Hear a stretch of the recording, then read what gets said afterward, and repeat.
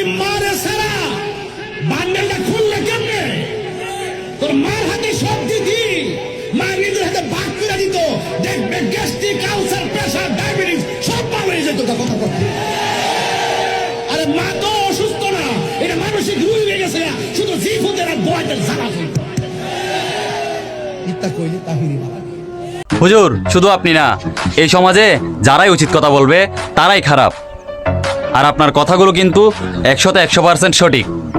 এমন অনেক মানুষ আছে যারা নিজের মা বাবাকে কষ্ট দেয়, যারা নিজের মা বাবাকে খাওয়ায় না, তারাই যখন আবার বাহিরে গিয়ে বড় বড় কথা বলে, অন্যকে জ্ঞান দেয়, তখন মনে হয় তাদের মতন জ্ঞানী মানুষ আর মহৎ মানুষ একটাও খুঁজে পাওয়া যাবে না। আরে তোদের যদি এতই জ্ঞান থাকে, তাহলে তোরা নিজের মা বাবাকে কেন কষ্ট দেস, কেন খাওয়াস না?